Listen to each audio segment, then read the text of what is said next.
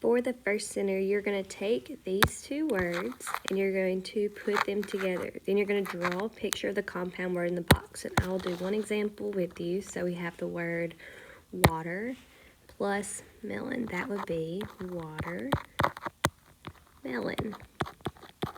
Now I'm going to draw a picture. Do not get your crayons out. You don't need crayons. Just draw it with pencil. And I'm going to draw my watermelon.